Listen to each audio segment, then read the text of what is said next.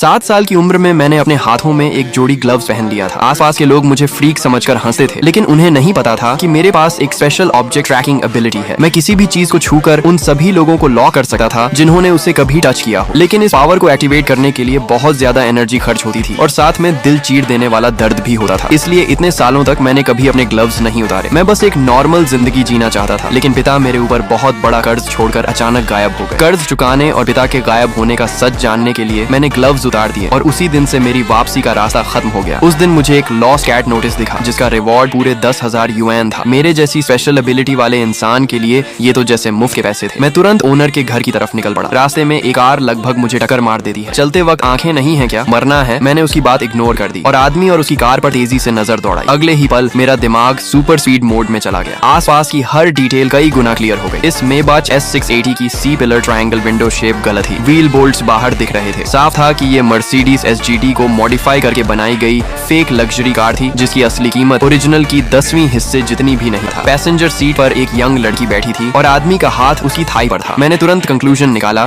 कि ये नकली लग्जरी कार चलाने वाला एक नूवो रिच आदमी है जो अपनी मिस्ट्रेस को होटल ले जा रहा है। मैं हल्का मुस्कुराया और फोन उसकी तरफ कर दिया। इलीगल व्हीकल मॉडिफिकेशन और इलीगल लेन चेंज दोनों कर रहे हो। पता नहीं तुम्हारी वाइफ तुम्हारे साथ बैठी इस खूबसूरत लड़की को देखकर क्या रिएक्शन देगी। आदमी तुरंत घबरा गया, एक शब्द भी नहीं बोला और एक्सेलरेटर दबाकर भाग गया। उस ऑयली आदमी से पीछा छुड़ाने के बाद मैं ओनर के घर पहुंचा। ये था लिंगे सिटी का सबसे luxury rich area, blue moon villa. मैं एड्रेस के अनुसार एक विला के सामने पहुंचा और इलेक्ट्रॉनिक बेल दबाई। नमस्ते, मैं मैडम सॉन्ग से मिलने आया हूँ। मुझे आपकी बिल्ली के बारे में इंफॉर्मेशन मिली है। थोड़ी देर बाद एक मेड मुझे अंदर ले गई। मैडम अभी आती हैं, आप थोड़ी देर वेट कीजिए। मैंने कमरे की डेकोरेशन देखी और आखिर में मेरी नजर एक सिंगल फोटो पर जाकर रुक गई। फोटो में लड़की की भौहों के बीच ब्यूटी मार्क था और उसका चेहरा बेहद खूबसूरत और लाइवली था। मेरा दिल जोर से धड़क उठा। ये वही लड़की थी जो कुछ देर पहले उस आदमी की पैसेंजर सीट पर बैठी थी। एक रिच फैमिली की लड़की किसी मिडिल एज्ड ऑयली आदमी के साथ कैसे हो सकती है? ये बिल्कुल लॉजिकल नहीं था। तभी पीछे से हाई हील्स की आवाज आई। मैंने मुड़कर देखा, एक एलिगेंट मिडिल एज्ड खूबसूरत महिला मेरी तरफ आ रही थी। वही थी मैडम सॉन्ग। तुम्हें हमारी जाउजी के बारे में पता चला? मैं खड़ा हो गया। अभी नहीं, लेकिन मैं उसे ढूंढ सकता हूँ, मगर मुझे उसकी सबसे फेमिलियर चीज चाहिए जिसकी स्मेल सबसे स्ट्रॉन्ग हो। मैडम सॉन्ग ने तुरंत सर्वेंट को वूलन यार्न बॉल लाने को कहा। ये जाउजी का फेवरेट टॉय है, वो हर दिन इसे पकड़कर सोती थी। मैंने यार्न बॉल लिया। आप रिवॉर्ड तैयार रखिए, मैं जल्द खबर दूंगा। वैसे फोटो में आपकी बेटी है ना, बहुत सुंदर है। बेटी का नाम सुनते ही मैडम सॉन्ग की आंखें लाल हो गईं। हाँ, लेकिन वो 3 साल पहले मर चुकी है। मैं वहीं जम गया। तो फिर कुछ देर पहले मैंने जिसे देखा वो क्या था? गोश्त? ये पागलपन भरा ख्याल एक पल के लिए आया,